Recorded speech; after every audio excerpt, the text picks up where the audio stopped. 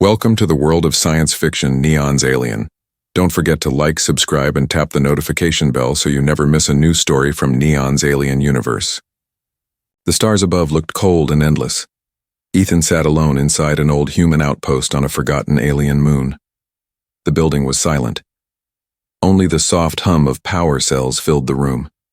Dust covered everything. No one had visited in years. He was a technician, not a soldier. His job was to check broken systems and repair them. But this moon had nothing to offer.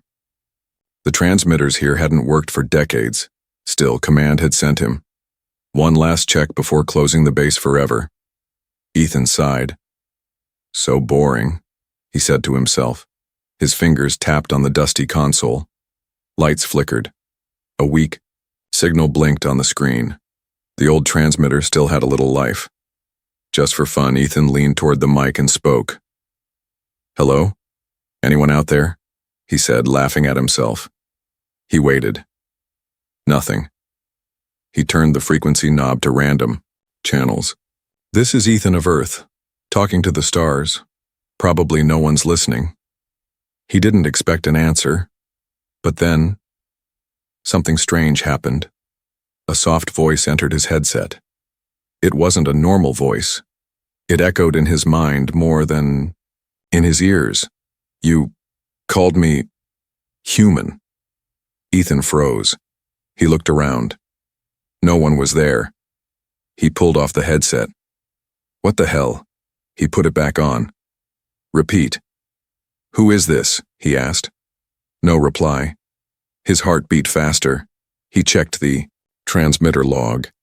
No signal should have been strong enough to reach this far, and no alien language had ever sounded human. He leaned back and whispered, "If someone hears me, speak again." Silence. Then, like wind through an ancient cave, the voice returned. "I hear your voice, across the void." Ethan stared at the console. "Who are you?" I'm Sarava, the queen who was silenced."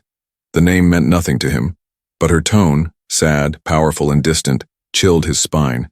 "How can you hear me?" he asked. "This is old tech. We're not even on the main network. My prison has no walls, but it holds me in silence. No one hears me. But you, human, you broke through." Ethan was no hero, just a worker fixing scrap. But now, something was talking to him through empty space. He swallowed hard. "Why me?" A pause. "Your voice is pure, not clouded by thought speak." It cut through the silence like fire through ice. Ethan didn't understand. Was she some telepathic alien? A mind-trapped being? "I'm just a guy," he said. "A human on a dead moon. And yet, you are the first to hear me in 1,000 years. His hands trembled slightly. "Where are you?" "Deep beneath stars, in a prison of minds. My body sleeps, but my voice has waited." He looked out the window. The moon was dark, cold, and empty, but now he felt like eyes were watching from far beyond. "I should go," he said. "No," Sarava replied, gently. "Please, speak to me again. Even one word keeps me alive." He paused. Something about her voice made him stay. It was not a trick. It was lonely, desperate. "What should I say?" "Tell me about your world." So he did. Ethan sat back in the chair and talked. He told her about Earth, about rain and oceans, about dogs and music, about silly things like pizza and old movies, and she listened. Sometimes she answered, sometimes she just sighed, like hearing the sound of life after silence. He forgot the time. Hours passed, the stars moved. Then she said, "Sleep now, human. I will wait for your voice again." The line went quiet. Ethan sat still for a long time. The room was dark, but his chest felt warm. He didn't know who she was. He didn't know if she was real. But somehow, she had heard him. And somehow, he felt like he had heard her soul. Tomorrow, he would speak again. The next morning, Ethan returned to the console with a strange excitement. He had barely slept. His thoughts were full of the mysterious voice, Sarava, the alien queen. Was she real? Was it all in his mind? The screen still blinked with weak signals. The chair creaked as he sat. He adjusted the headset, heart racing. He whispered, "Sarava, are you there?" For a moment, there was only static.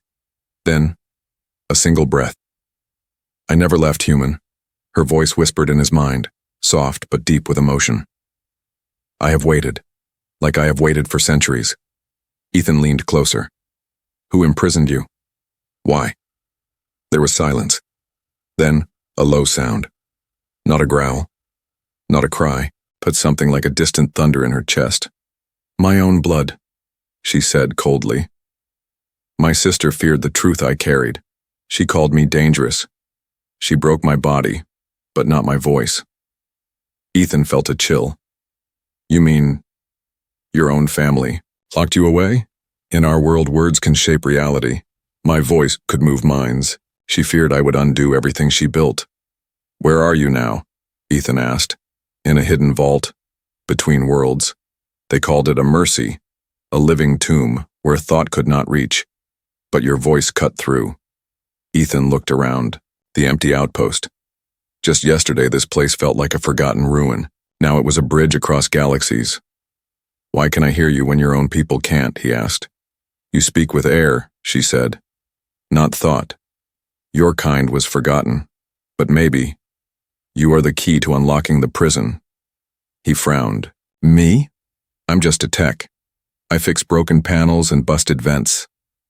"But broken things," Sarava said slowly, "often understand what it means to be caged."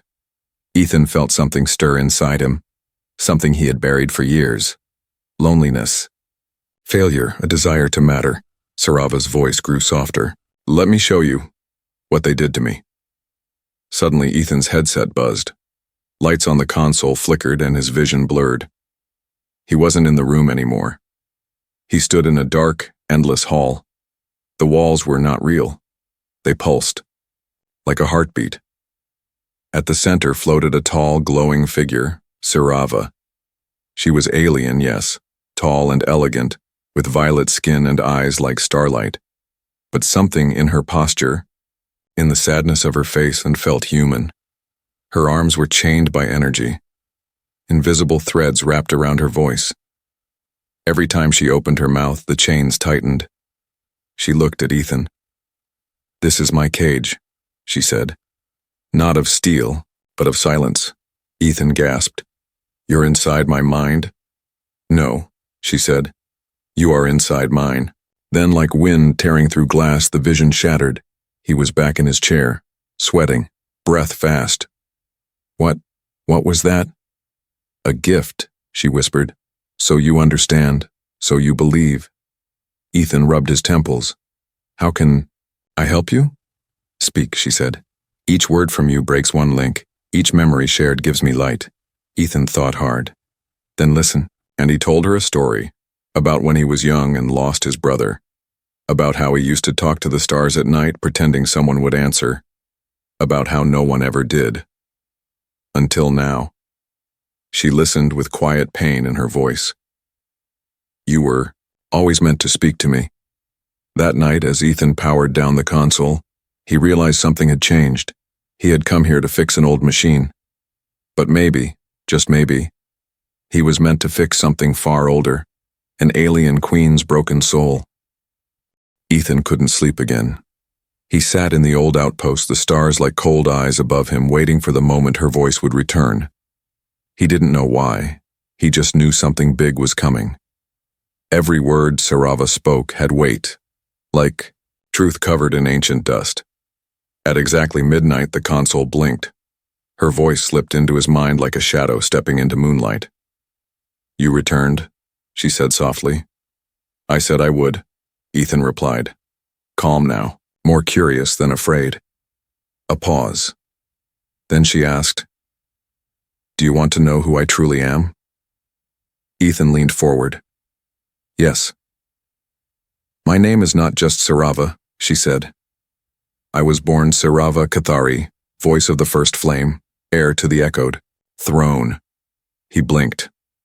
That sounds powerful. It was, she said. My people ruled not by force, but by voice. Our words shaped decisions, peace, even battle. Our minds were strong, but our throne needed balance. Power and compassion joined. Ethan listened carefully, but my sister Velshana believed in fear, in silence. She thought our kind should crush the lesser races, not guide them. She believed the throne belonged only to her blood, not to the galaxy. Ethan frowned. So she took your place? She feared that I would unite not just our people, but all species, even yours. There was a pause. You were never supposed to speak to us, she whispered. Humans were marked as mute, outside the mental web. Because we don't have telepathy? Ethan asked. Because you had something else, she said. A voice that carries not just sound, but soul. Old legends warned of it. The wild tongue, a power that could shake empires if heard. Ethan sat back in his chair, stunned. He had always been told humans were weak in the galactic order. Barely noticed, ignored. But Sarava was telling him something different. You think I have this power? No, she said. I know you do. It's why I heard you. Why only I heard you. You carry the old tongue in your breath. And in your pain. Ethan chuckled bitterly. All I did was speak into a broken radio, and your voice crossed psychic barriers billions of minds cannot reach, she said. Don't you wonder what that means? Ethan grew quiet. He remembered how he used to talk to his brother's grave, how he whispered to the night sky as a kid, begging for someone to hear him. Maybe someone always had. Sarava's voice returned, softer now. I want to show you the throne I lost. Will you allow me in again? Ethan hesitated, then nodded. Do it. In a blink, his world shifted. He was not dreaming. He was inside her memory. A grand hall stretched before him, carved from crystal and glowing with soft blue light. The air shimmered with energy. Floating above a dais was a throne made of living light, pulsing gently with every word spoken in the room. Dozens of alien leaders stood in circles, whispering not with mouths but minds, and at the center, Sarava, younger and unchained, stood tall, her voice calm yet commanding. Ethan could feel what she felt, her pride, her fear, her hope. Then he saw Velshana, cold, sharp eyes, beautiful, but brutal. She rose, spoke lies, and turned the council against Sarava. She claimed her sister had made contact with forbidden life, humans. The memory darkened. Chains of light wrapped around Sarava. The throne dimmed. She was pulled into shadow as her voice was taken from her. Then, Ethan gasped. The vision ended. He was back. Why show me this, he asked. Because now you know the truth, Sarava said. You are not just a human. You are my proof, my bridge, my last hope. Ethan stared at the stars. So what do we do next? Her answer was soft but full of promise. We take back the voice of the galaxy, together. Across the galaxy, deep inside the floating palace of Velshana, the reigning empress, a sharp alarm echoed. Her eyes opened from meditation, golden and cold. Who broke the silence barrier? She demanded. Her guards, tall, silent warriors, made of half flesh, half thought, bowed. One of them replied, A signal from a dead moon, my empress. A human spoke, and someone answered. Velshana's jaw clenched. Then it begins. Far away, on that same dead moon, Ethan had no idea the entire empire had just felt his presence. He sat in the old outpost again, staring at his reflection in the screen's glass. Sarava hadn't spoken in hours. Her silence was louder than space. Then, her voice returned, but it sounded strained. They know, she whispered. My sister felt your voice. I tried to shield you, but the link grew too strong. Ethan's stomach dropped. What does that mean? It means you are no longer hidden. The lights in the outpost flickered. The sky outside turned red. Then, a sound like thunder from the sky. Ethan ran to the window. A sleek, black alien ship, smooth like obsidian, hovered above. No weapons showed. But the danger was clear. Sarava shouted, They've sent a listener, Hunter. You must not speak to them. Too late. A figure beamed into the room. Tall, faceless, with a smooth helmet. It didn't walk. It floated. The air grew heavy. The creature didn't talk. It pressed thoughts into Ethan's skull. You carry the forbidden voice. Ethan backed away. I don't know what you're talking about. The Queen of Silence speaks through you. That cannot be allowed. The room trembled. Ethan clutched the mic. Sarava, help. Suddenly, the console glowed bright blue, and a blast of psychic energy knocked the alien back. Sarava's voice returned, loud and filled with fire. You will not touch him. The listener. Hunter staggered. For the first time, its head turned in fear. You are still chained, it roared. Chains break, fool, Sarava growled. And with every word the human speaks, I grow stronger. Ethan blinked. What did I just do? You spoke, she whispered. That is enough. The listener vanished, beamed back to the ship. Ethan fell to his knees. Sarava, I'm not ready for this, he said. I'm just a guy. I fix stuff. I don't even talk that much. But you felt? She said gently. And feelings carry farther than shouts. He looked up at the stars again. They felt closer now, and hungrier. Back in the Imperial Palace, Velshana stood before her war council. The human must be silenced, she said coldly. Burn the moon if you must. A general stepped forward. Should we destroy him? No, Velshana said. Bring him to me. I want to hear his voice, before I rip it from his soul. Ethan, unaware of the new hunt, stared at the console, whispering to Sarava. What now? She replied. Now we fight, but not with weapons. With truth, and voice, and the one thing they fear most, he whispered. Hope? Sarava answered. Exactly. The moon was no longer quiet. Above the dead skies, hidden ships hovered in shadow. They didn't fire. They listened. They waited. Inside the old human outpost, Ethan felt it in his bones. The galaxy was watching him, but his thoughts were only on one voice. Sarava, he whispered into the console. Are you still with me? I never left, she answered gently. Even when they try to silence me, your voice anchors me.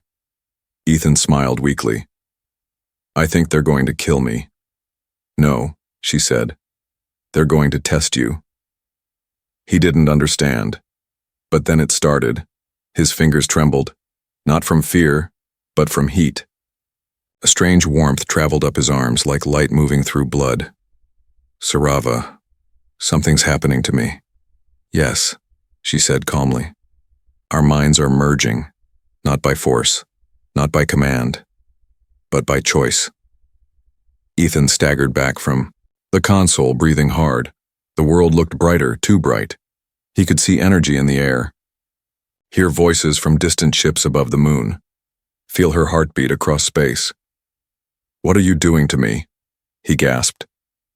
I'm not doing it, she replied. You are opening yourself. Your voice has reached me. Now your soul is answering. Mine. He touched his temple. I can hear things, memories that aren't mine. Yes, she said. My memories, my pain, my hopes. Visions flickered in his mind. Sarava standing before crowds of her people, giving speeches that changed planets, comforting a dying child on a burning world, screaming in chains as her own sister silenced her. Ethan fell to his knees. Stop, he whispered. It's too much. You can handle it, she said gently. You are stronger than you believe.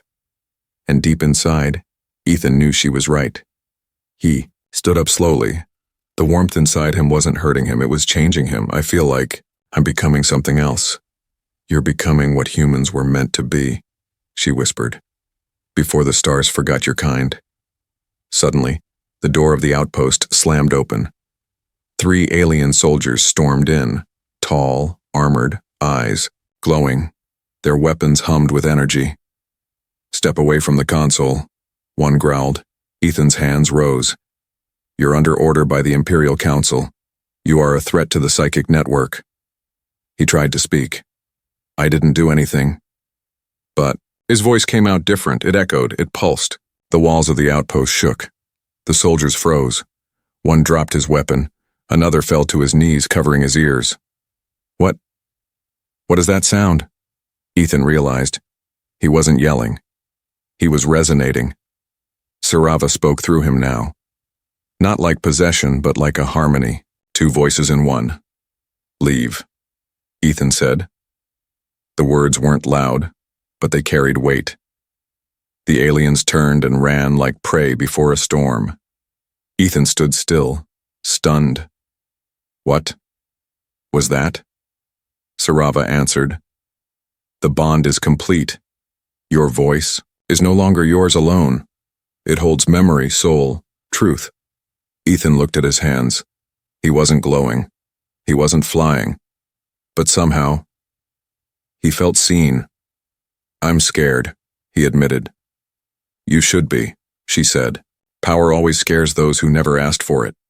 He turned to the sky. They're going to come for me. I know it. Yes, Sarava whispered. But you won't face them alone. Ethan narrowed his eyes. Then let them come. Above, the moon. The skies cracked open. A massive Imperial dreadnought entered orbit, black as night, shaped like a blade ready to strike. It wasn't here to speak. It was here to end the voice. Inside her psychic prison, Sarava stirred. Her chains, made of invisible thought and old lies, tightened. The Empress had activated the mind cage. Each second that passed, her voice grew fainter. But then, a whisper. Sarava. I'm coming. It was Ethan. He stood alone in the outpost, a storm of sound swirling around him. His voice had grown stronger, not just heard through machines, but flowing directly through space and thought. He didn't know how to fly a ship. He didn't have weapons. But his voice? It was waking up something ancient. Inside the mind cage, Sarava fell to her knees. The psychic field crackled with punishment, draining her thoughts. And then, for the first time in 1,000 years, a human stepped into a place built for alien minds. Ethan appeared in her vision, not physically, but spiritually. She looked, up eyes wide. You entered the mental plane? I don't know how, he said, but I followed your voice. She reached for him. Their hands didn't touch, but their souls did. And in that moment, something snapped. The first chain broke. The cage screamed. All across the galaxy, psychics clutched their heads. The web of thought trembled. Empress Velshana stood on the bridge of her ship and felt the tremor. She's breaking out, her general shouted. Impossible, Velshana snarled. That cage has held her for a millennium. She's not alone anymore, another voice whispered. Velshana turned. Standing behind her was a blind priest, one of the old truth seers. The human has awakened the forgotten tongue, he said, and it is rewriting the laws of power. Velshana's eyes burned with rage. Prepare the voice bomb. If I cannot silence her, I will silence all of them. Back in the mind cage, Sarava's body rose. Each step she took forward shattered another invisible chain. Ethan walked beside her, his voice shining like light in the dark. She turned to him. I was meant to lead an empire of unity, but they feared me. And now? He asked. She smiled. Now they should fear us. The final chain rose like a serpent, twisting in the air, glowing red. It spoke. If you leave this prison, war will follow. Ethan stepped forward and answered with just one word. Good. The last chain exploded into dust. Sarava collapsed into Ethan's arms, real, glowing, reborn. I can feel the stars again, she whispered. Ethan helped her stand. Welcome back, Your Majesty. No, she said. Call me Sarava. We are equals now. Back in the physical world, alarms screamed inside the Imperial dreadnought. The mind cage control panel shattered. Sparks flew. Velshana screamed in fury. Bring me the human, burn the moon to ash. But it was already too late. A new voice entered the Galactic network. It was not male, not female, not alien, not human. It was both. It was Ethan and Sarava speaking together. Their voice echoed across star systems. To every soul that has been silenced. Your time is over. The galaxy will no longer be ruled by fear. It will be ruled by voice. Planets paused. Ships froze, millions listened, and the Empress? For the first time, she had no words. The galaxy stood still, from merchant ships in deep trade routes to rebel fighters hiding in asteroid belts. Everyone had heard the voice. A single transmission echoed through every frequency, every psychic thread, every translator grid. It wasn't just a message, it was a wake-up call. Two voices, one human, one alien queen, now spoken as one. Inside the broken outpost on the dead moon, Ethan stood in the center of a growing storm of light and sound. Sarava appeared beside him, no longer chained, no longer weak. Her eyes burned with purpose, her body glowing with energy that pulsed like stars. They're coming, she said. The Empress is sending her final weapon. Ethan stepped closer to the window. Above, the Imperial dreadnought shifted, revealing a massive weapon underneath. What is that? The voice bomb, Sarava said grimly. It will destroy every open mind in range, including ours. Ethan turned to her. Then we fight? She hesitated. There's one other way, she said. She reached out and placed a glowing hand over his chest. I can take your voice into me. Absorb your think, protect you, you'll survive, but her voice cracked. We'll be separated, forever. Ethan's heart pounded. Or, he asked. Or we stay bonded, Sarava said. Together we can stop the bomb, but it will burn us both out. We may not survive it. A terrible silence filled the room. Ethan looked down at his hands, once just tools for fixing machines, now holding the fate of two souls, maybe even the galaxy. He remembered the first time he heard her, a whisper in the dark, a lonely queen, just like him. He smiled sadly. I called out once, he said, and someone finally answered. She blinked. Tears formed in her glowing eyes. I don't want to lose you, she said. You won't, he whispered. Even if I fade, I'll be part of the voice that changed everything. He stepped forward, held her hand, and said 3 words. Let's do this. Above, the Imperial dreadnought charged its final weapon. Velshana, dressed in ceremonial black, stood tall at the control core. They had their chance, she said. Silence them. The voice bomb lit up, power surged, but then, the air trembled. A pulse of pure sound shot from the moon, not sound made by machines, but made by truth, by love, by connection. Sarava and Ethan stood side by side, their voices fused into something more than alien, more than human. Their words bent the weapon. The bomb shook, cracked, and then, boom. It exploded in reverse. The energy turned inward and collapsed. The dreadnought vanished in a storm of white fire. Velshana screamed, but her voice was lost in the wind. When it was over, silence returned. But it was not empty. It was peaceful. Days later, across the galaxy, people gathered, they lit lanterns, they whispered new prayers, they told the story of the human who spoke, and the queen who listened. Some said they died in the blast, others said they became part of the stars, but those who truly listened, really listened, could still hear a faint voice in their dreams, a promise. No voice is ever too small. No soul is ever too far. We hear you. And in the silence between galaxies where stars are born, two souls drifted, bonded forever, still speaking, still listening, together.